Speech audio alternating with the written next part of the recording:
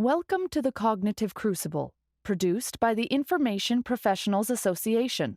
Our website is information-professionals.org, where you can find links and information about today's conversation and get access to members-only content. Join John Bicknell and explore all aspects of our generational challenge, cognitive security. My guest today on the Cognitive Crucible is Mr. Toomas Hendrik Ilves, who from 2006 until 2016 served as the fourth President of Estonia. Earlier in his career, Mr. Ilves worked as a diplomat and journalist, and he was the leader of the Social Democratic Party in the 1990s. He served in the Estonian government as Minister of Foreign Affairs from 1996 to 1998, and again from 1999 to 2002. Later, he was a member of the European Parliament from 2004 to 2006. Toomas Hendrik Ilves, welcome to the Cognitive Crucible. Well, thank you, John. That's my CV. Actually, one of my primary concerns has been the digital world. For much of the time, I have been dealing with my country, Estonia. But that kind of gets left out because it's not an official position, but rather what I've been dealing with. Well, very good. Thanks for that additional context. So I'd like to start off, sir, if I may, by asking about your country. So Estonia, like others across Europe, live in the shadow of Russian influence, especially across online environments. In your opinion, is the region taking the current Russian influence threat seriously enough? And what do you think should be done differently, if anything? Well, I would say we do it far more than the rest of, the countries outside our region, with the exception of possibly Sweden and Finland that also have take it quite seriously. Part of the reason is that we have been subjected to these kinds of influence operations for far longer. As a result, the population is immune to a greater degree. People, unlike, say, what you saw in the United States in 2016 and onward, that absurd stories are not retweeted, and people who do are subject to ridicule, and that makes it, so the effect is far smaller here. In fact, actually, disinformation about, say, for example, NATO operations or NATO exercises in the Baltic countries are laughed at here, but if they're on RT, then you'll see that across the European, like the rest of Europe, you will see it being retweeted. But here, no one really takes it seriously. Wow. So in Estonia, there is a culture emerging that dissuades people from sharing misinformation and disinformation. There's even a bit of a shaming culture around those types of negative behavior. I would say when it comes to obviously Russian disinformation, it doesn't mean that other rumors don't get spread, but if it smells like a Russian influence operation, people shy away from it. When it comes to COVID news, there's all kinds of nonsense, but but if it's kind of like yet another story about sort of NATO troops committing rape in Lithuania or something, which is like a typical kind of Russian disinformation operation, it's not taken seriously. Now, on top of that, well, we also have in all three countries, as well as to a degree in Finland and Sweden, what some people call elves, which is we have an NGO or several NGOs that track Russian disinformation and then put it out there saying, look, here's yet another ridiculous story that is completely false. So, I mean, which you don't see elsewhere. You don't have, sort of civil society engaging in debunking fake news, and that's, I think, it's unique to these countries. But again, it's largely because of our longer term experience with these news. I mean, I can give you a concrete example. There in the 1990s, there was fake news distributed by the Russians about Estonia and Latvia and Lithuania, and people took it seriously. I mean, the U.S. government would say, "Look, here's this report. What do you say?" And I go, "It's nonsense, guys." And that, I think, continued until 2014 with the attack on Ukraine, when a number of news outlets, especially, for example, BBC, would take these things seriously, and in the name of balance, for example, the most famous case, say, well, the Russians say that the Ukrainians crucified a 3-year-old child. On the other hand, the Ukrainians deny this. Well, I mean, this is a completely fake story. And this, I would say, sort of this faux even-handedness.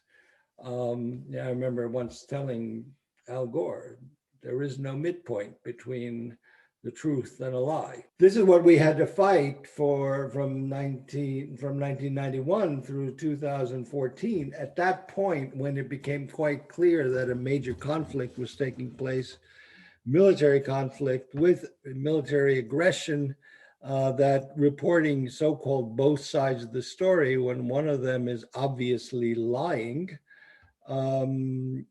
is a no-go now. And I would refer to an excellent study by Peter Pomerantsev and Michael Weiss, dating from 2014-15, on Russian disinformation efforts in Ukraine, that had a really profound impact on people's understanding of these disinformation techniques.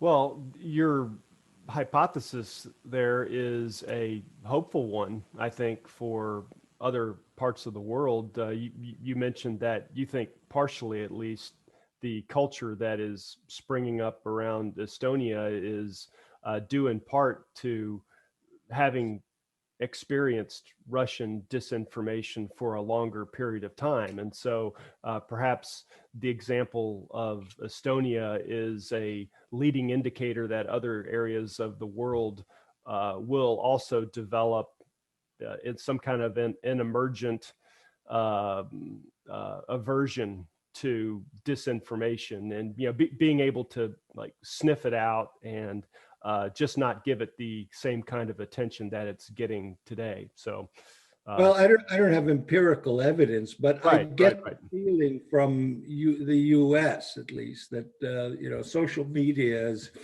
not nearly as willing to, or sort of people who use social media are not nearly as willing to spread things, and of course, the people who do are taken far less seriously, and news outlets are not as manipulable to publish disinformation as they were, say, 7 years ago during the Ukrainian crisis. I see. Moving on, so you've been rather outspoken about the potential of cyber attacks as a national strategic weapon that Estonia should deliberately prepare for. What does the future of cyber warfare look like for Estonia and others? Well, I would start by pointing out that if you take von Clausewitz's definition of war, the continuation of policy by other means, right, then the distributed denial of service attacks on Estonia in 2007 were the first cases of cyber war.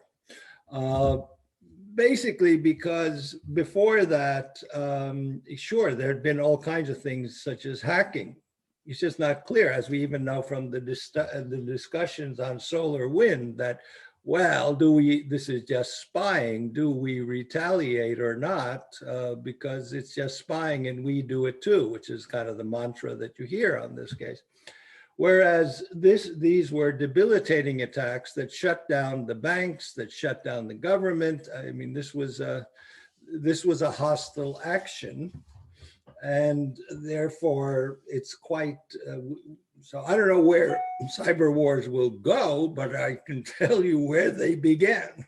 And the first one, and you can say basically any history of cyber war, I mean, in that sense of genuine hostile attacks, not just hacking, does begin with the DDoS attacks in Estonia in 2007. The West in general seems to be having an awakening that kinetic military power is only part of the equation today. What are your observations along these lines? Well, I've been arguing for a while that while kinetic warfare, traditional warfare, that falls under force equals mass times acceleration, isn't going anywhere. It's going to be there. The difference is that up till 2000, 2007, actually, that warfare was almost never non-kinetic, where the classic second law of Newton, force equals mass times acceleration, doesn't hold because you have no mass in a cyber attack. You have no distance, very important, by the way, no distance, and you have no time to square, right? So you can, I mean, listen this way, I mean, you can shut down an electrical grid by firing a missile, but you see the missile coming and you know where it came from. If you shut the same electrical plant down digitally, you don't know who did it. Attribution is a major problem, though ultimately you will figure it out, but not instantaneously from a radar screen. Mm-hmm. And the damage is the same, or can be the same, and has been the same in the case of attacks on the electrical systems of Ukraine several times already since 2014.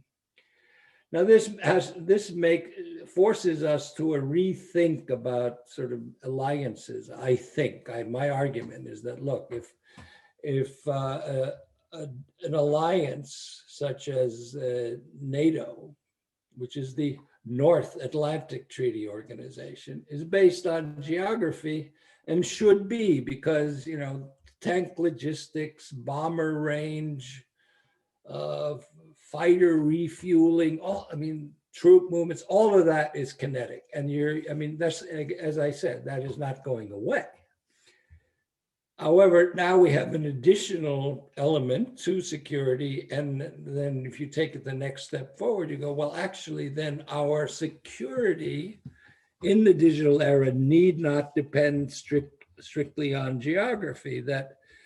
And when it comes to cyber conflict, there are lots of like-minded nations to NATO that don't reside in the NATO North Atlantic space. I mean, you could equally include other vulnerable democracies. I mean, Japan, South Korea, Australia, New Zealand, and for that matter, Uruguay in Latin America.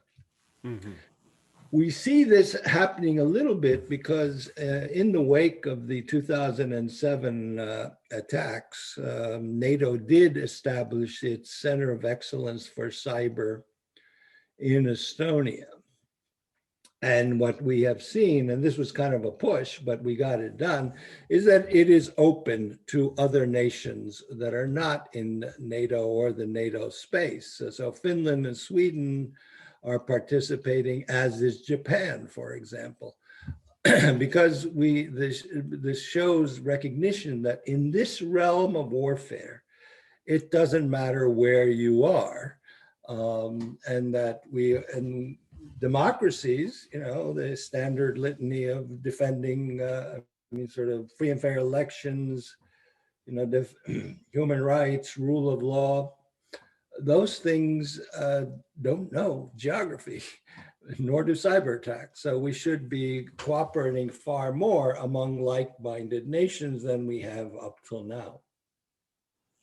Right. The whole notion of geographic borders today is going through some kind of a change up. The Westphalian model of nation states, cyber is potentially disrupting that, or, at least causing nation states to re-examine how to ensure their national borders are kept tight. Would you agree with that? I would even say that there are two fundamental problems that we face. The first one, as you mentioned, is the issue of borders, where we don't really pay attention, or is it we pay too much attention to borders. If APT 28 and APT 29, the two fundamental Russian hacking groups, have hacked into the State Department, they've hacked into the US Congress, they've hacked into the Bundestag, they've hacked into German think tanks, they've hacked into the foreign ministries of Denmark, and the Netherlands, and Italy. They've hacked into even WADA, the World Anti-Doping Agency, because they had data showing that the Russians have been engaged in doping. And just 2 weeks ago, the Swedish foreign minister, Ann Linde, called out the Russian ambassador for Russian hacking into the Swedish Confederation of Sports. Now, if you have these same groups doing this across borders, then a strictly nationally based cyber defense is not going to work. Now, kind of an example of this, this is a long time ago, but more than 10 years ago, but we discovered in our military network a worm, a Russian worm. And we, of course, naive Estonians went to NATO and said, oh, look, we discovered this Russian worm. And the answer to that was, oh, you too. That is not an effective cyber defense if the answer is, oh, you too, because a genuine cyber defense across borders, even within the alliance, would have been, oh, we discovered this, whatever, say Netherlands discovered this worm. We inform all NATO allies that there is this thing floating around, instead of like being silent and then hearing about it. Then sort of hearing from NATO, oh, you too. That is not how an alliance works. So one element is this horizontal exchange of information that we have not really come to sufficiently in the digital era, stuck as we are on the Westphalian model. The other failure, I would say, is siloization, by which I mean that if you read the sort of the Russian concept of war by Gennady Gerasimov from 5 years ago or so. Okay. He says that basically war is a continuum, and it doesn't really matter if it's kinetic or we use disinformation or we use cyber attacks, it's all part of the same thing. And it's part of war. We, on the other hand, tend to view these things in silos. So you have people who deal with hacking. You have people who deal with cryptography. Closely related, but nonetheless. You have people who deal with disinformation. You have people dealing with deep fakes. And the siloization and then the categories that we live in actually precludes a response. And I'll give you a good example of this regarding NATO, precisely on the issue of deep fakes. I approached the Cyber Center here, the NATO Center of Excellence for Cyber Defense. And I said, look, we have to deal with, now we have to deal with this new phenomenon of deep fakes. And they said, well, we do just strictly technical stuff. We don't really deal with content. Okay. Then I approached the other NATO center, the NATO Center for Strategic Communications, which is actually the center that deals with disinformation. And the response there is, yeah, this is a problem, but we don't really deal with the technical side of these things. And so you have a potent weapon of disinformation that combines artificial intelligence and content, which falls between the cracks. I mean, of course, I don't think they're going to make a center of excellence for deep fakes. That would be kind of silly. But the point is that we are bound by our silos in this new security environment. Yeah, well, so your discussion there, prompts me to ask two, I guess, related questions. Well, one, it seems to me like you're describing a battle space and a management space at the nation state level where people are still trying to figure out whose job is whose and what the swim lanes are of responsibility, number one. But number two, I also want to ask you about to get your opinion on the value of partnerships. This is what one of the themes of this podcast is that partnerships within state governments and also amongst allies today is more important than it's ever been. I think it's absolutely necessary to have a constant exchange of information on these things.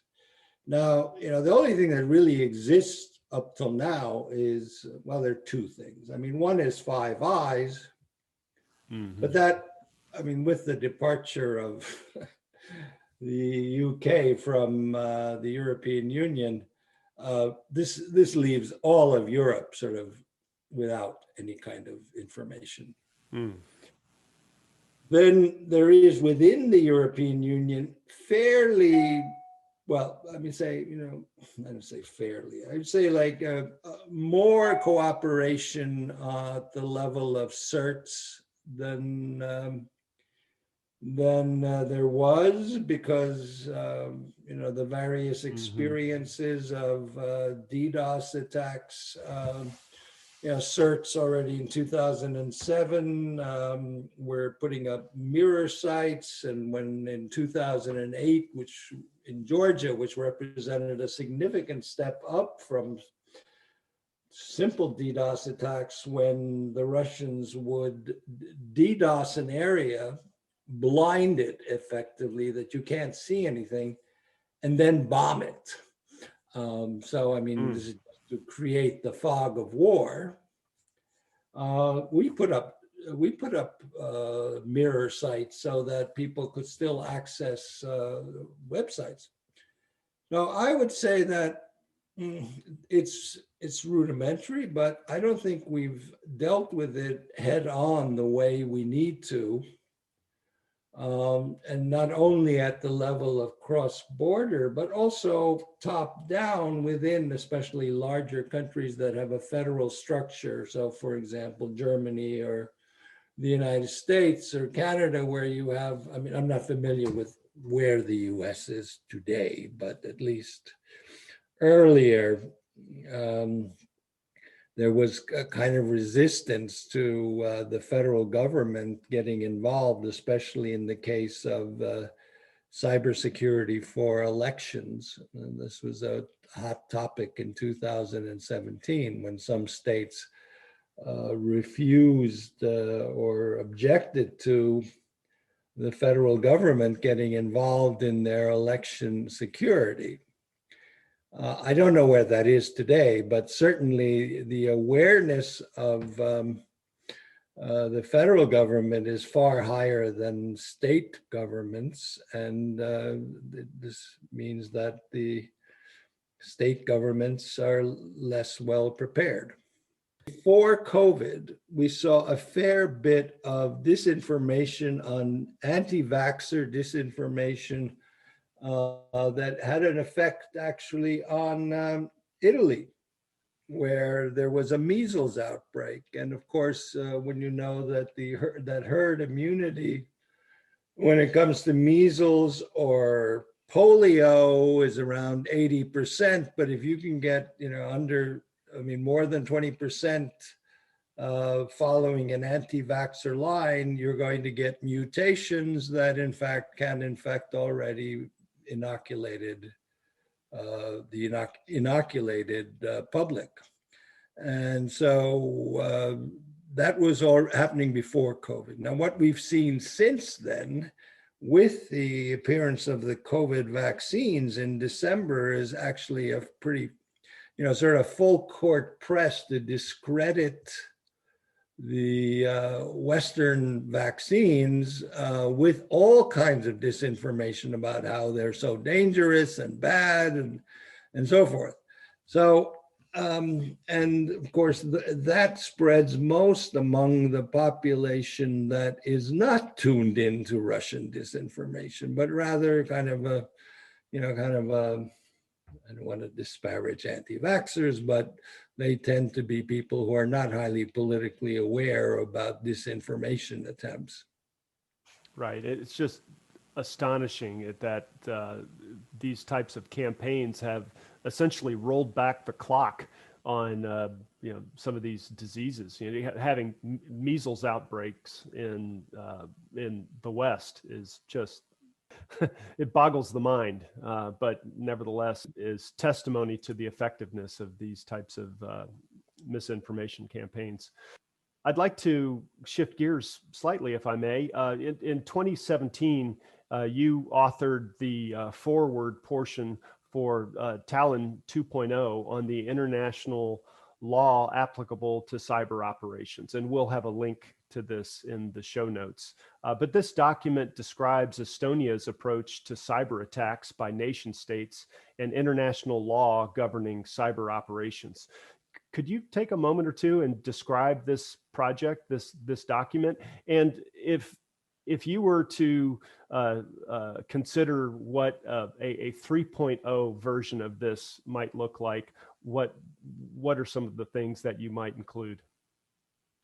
Well, it's not Estonia's approach. I point out this is a document put together by NATO member states' legal scholars. I mean, this is one of the things that is kind of part of the Center of Excellence's mandate, is to figure out where and how existing law on conflict and war applies to the cyber realm, with partially a goal to then move on ultimately to create new conventions on the use of cyber weapons. Because, I mean, basically, when you look at the classic conventions regulating war, I mean, it's kind of not bombing civilian areas, it's not using chemical or biological weapons and so forth. And so this is to really lay out the field precisely for international organizations. Now, once again, here we run into the problem of attribution. I mean, if someone uses, we see how hard it is already when Russia or Syria uses chemical weapons or barrel bombs against civilian populations in Syria. Mm-hmm. This is kind of it's a necessary exercise, but to basically show where our loopholes are. Now, where a 3.0, well, I don't know if you need a 3.0 because they've covered the whole list of conventions. A 3.0 would begin to propose analogous legislation for the cyber world regarding civilians, regarding critical infrastructure. And this could be quite wide, I mean, I remember reading about this case, I don't know, again, about a decade ago, where some disgruntled employee in Los Angeles working for the traffic department hacked the traffic light system, and they turned all of the Los Angeles traffic lights red. I mean, resulting in a major traffic jam. Now let's imagine if he'd been more creative, which some nation state might be, is that instead of turning them all red and causing a snafu, you turn all the traffic lights in New York City or Los Angeles on a Friday afternoon at 5 p.m. red, green. And so everyone drives through the green light that they're seeing. So, I mean, this is not simply, attacks on nuclear reactors and sending them haywire, but actually fairly, all of the things that are already under digital control, SCADA systems, really, basically wherever you are. And so therefore, I think we need to think this through fairly carefully. Yeah. That example that you brought up about the traffic signals reminds me of another item, and we've mentioned this on the program before, but there's all kinds of clever ways, and new clever ways are being discovered all the time to hack our critical infrastructure. There was a fellow, he's actually a performance artist, but he got like 100 cell phones with active, chips in the cell phone, and he turned them all on and put them in the back of a wagon, like a little pull cart. And he pulled them around the streets of his hometown, and the mapping apps on Apple, Google, Waze, they observed that as a traffic jam. But in fact, it was just a single guy walking slowly through the streets of his hometown to make it seem like it's a traffic jam. There's probably all kinds of really low cost, clever ways of disrupting daily life, or even making things dangerous, as you were describing. Or hacking GPS, which we've seen in the case of U.S. Navy ships in the Black Sea that suddenly discovered themselves in the middle of Romania. Oh yeah, wow, unbelievable. So I'd like to come around full circle, perhaps for you, Toomas. So you spent many years in America as a young man. And so you must have some interesting observations about America and America's role in the world. Could you just take this in whatever direction you think would be productive for our audience? Well, I'll say two things. One is that the reason why I am at my age, which is 67, involved in digital matters, is that when I was 15, which is 52 years ago, in Leonia, New Jersey. Okay, yeah. My math teacher, who was doing a PhD in math education at Teachers College at Columbia, wanted to do an experiment to see if she could teach 15-year-olds to code or to program. And so part of her thesis, she rented a teletype and a big phone modem, kind of like about 2 feet wide. You stuck your phone in there. And the teletype with a punch tape.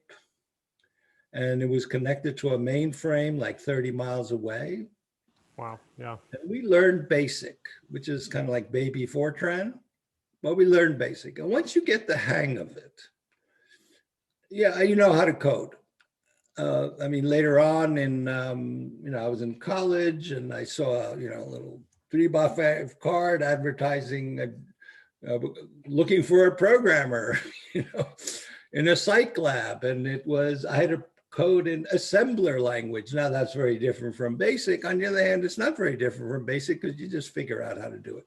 And so thanks to that early educational experience, I've never been intimidated by any of this, and B, it gave me the idea 25 years afterwards that I would to basically introduce programming and coding into the educational system of Estonia. So by 1997, 98, every school in Estonia was connected and had a computer lab. Now, how much that helped, I don't know. But when I left office, 20 years later, that last year, I would visit all kinds of startups, and I would ask them, so how did you get into like doing this stuff? And it's about 80% of the time, the answer was, oh, I was a kid in your program. Right. On the basis of that, I would say that the US, at least in one school, in 1 year, 52 years ago, was absolutely brilliant. And no one was doing this anywhere outside the US, though I doubt it was done very much in the rest of the US. That's one observation.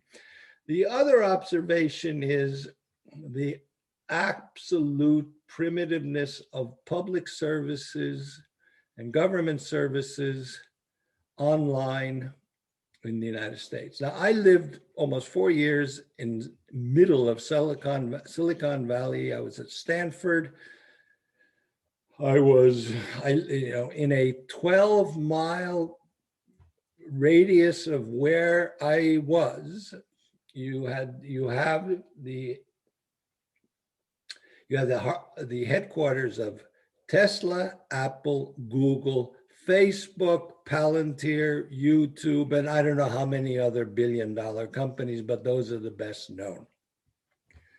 When I wanted to register my daughter to go to school, I had to drive to the school district headquarters, give them a copy of my electricity bill, show them my passport with my visa. And since I had an academic visa, I had to show what is known as a DS 2019 document, which was issued by the embassy. And then for the next 20 minutes, the woman who I had to show all this to by hand copied out the relevant data.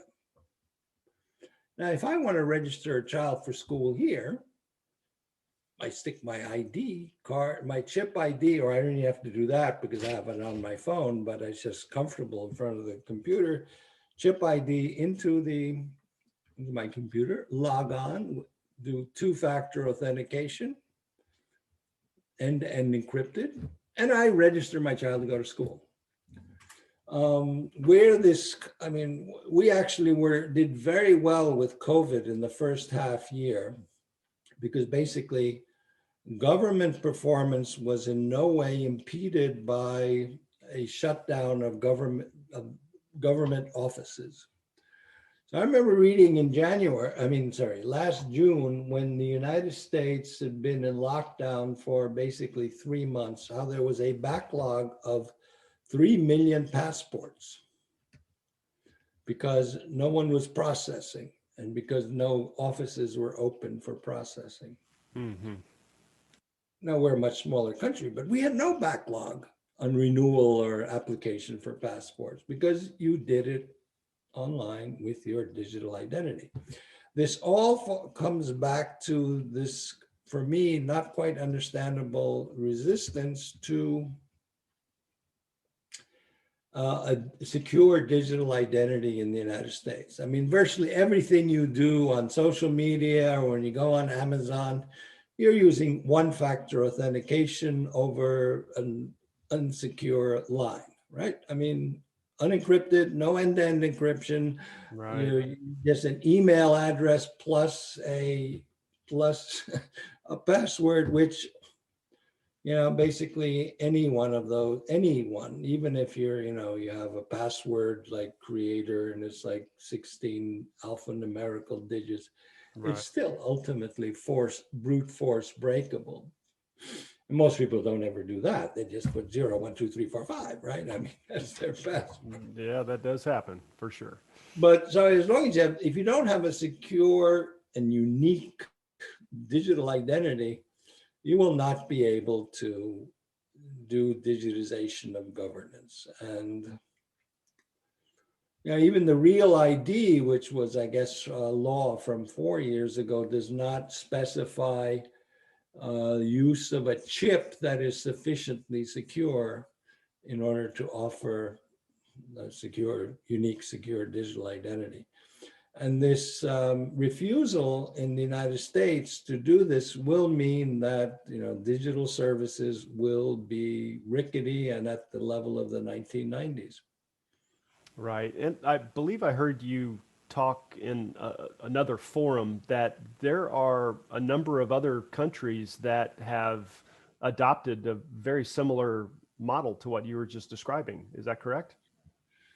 Well, the European Union already adopted in 2017 its EIDAS or EID regulation, which requires all European governments to issue and offer their citizens a chip-based unique digital identity.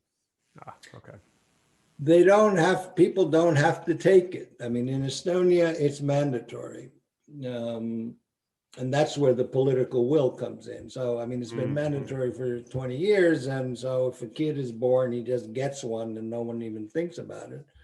But governments are fearful of making them mandatory. But basically uptake rates are 10 to 25%, depending on the country. So, I mean, they exist in all EU countries. Whether they or not they are used and whether the services are digitized is a different matter. I see. Well, regardless, it offers a azimuth for the United States and other countries to aspire towards. So that's seems like the way everything is going. No doubt about that. Let me say, I would give you a funny story about this. Yes, please. Which is that, I mean, there is recognition that you need a chip. In 2017, I read in the Washington Post that staffers at the US Congress are given IDs with a chip decal. So your ID card has a decal of a chip. It's not a chip. It's just, pasted on. Oh, nice. Yeah. And I thought this was kind of ridiculous. But then at Stanford, we have this cybersecurity boot camp for congressional staffers, which I participated in. And then when I finished my talk, I said, by the way, is this really true? And then a guy raises his hand and goes, I'm the source of that story, and it's still true. So, they figure, okay, we have to be hip, right? You have an ID card needs to have a chip, but we're not going to put a chip on it. We're just going to put a chip decal on it so it looks like we have a chip. I mean, this is like a Potemkin village, if you know what that is. Yeah. Or the inflatable tanks and airplanes from World War II as well. Right. Although I guess that was a different purpose. Wow. Yeah. At this point in the podcast, I'd like to do something a little bit different. And I have invited my daughter, River Bicknell, to come on and ask Mr. Ilves a question. River Bicknell, welcome to the Cognitive Crucible. Thank you so much for having me. I'm very happy to be here. Toomas, I'd like you to meet my daughter. Her name is River Bicknell. River, this is Mr. Ilves. Nice to meet you, Mr. Ilves. How are you doing? Are you involved in cybersecurity as well? Just a tad. I like to keep up with whatever my dad's doing. Learn to code. I do know, actually. Okay. Just a little bit. One semester. Well, that's pretty good. That was the start for me. Well, I'll let you listen to the previous discussion that I had with Mr. Ilves, River, but he was just talking about how he learned to code when he was in school and how that has been a major part of his professional development. So, River, did you have a question for Mr. Ilves? Yes, I did. So, like most people, we use social media. I know you've been active on Twitter. Most of my friends use like devices like Instagram, Snapchat, stuff like that. So, what is the best way to stay safe and things to be aware of, and how to keep all your information safe while you're online? Well, first of all, I would block all trolls. That was the first thing I would say. Keeping your information safe online, just never give out your address, ever. You have a Twitter handle or an Instagram handle, but do not give out your email, and do not fall for any phishing exploits where you suddenly get a mail saying, "Oh, you need to change your password for Twitter." No, don't fall for those things, because then they can take over your Twitter account, and they get all kinds of things. They can do all kinds of nasty things. All right, great. Thank you. That perfectly answered my question. I'm sure a lot of people who listen to this podcast will find that helpful of any ages, because considering most people are on social media of some sort. Well, always be aware of phishing attacks. I mean, I get them all the time. I always look who actually sent it. It'll say, Apple. Apple says, change your password. And then I go, what's the address? And then it's like some weird long address, and it's based in Moldova. Apple is not going to send you an email address that looks just like an Apple email with all the Apple logo and everything looks all official and fine, but the email address comes from sort of an Apple at jp1748.md, which is Moldovan. So. Right. Do you have any other just very general advice for teenagers and the quote unquote digital natives who are growing up in the cyber world, Toomas? Well, I mean, if you're in social media, I mean, there's a lot of bad actors out there who are looking to exploit kids. And so, be aware that these people are out there, and if they start asking you personal questions, that's fishy. And unless you know the person, if someone from your school who you know is asking you a personal question, yeah, okay. I mean, you can more or less say, okay, you can trust it. But if someone out of the blue starts writing you and asking personal questions, then I would be extremely careful. And if it gets too personal, then I would report it somewhere. With that, Toomas Hendrik Ilves and River Bicknell, thank you so much for being on the Cognitive Crucible. Thank you so much for having us. Thank you.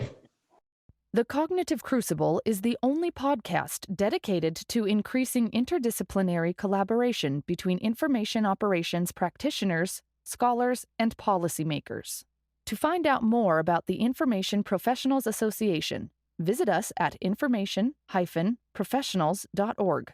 Please support our podcast by giving us a 5-star rating and leaving a review.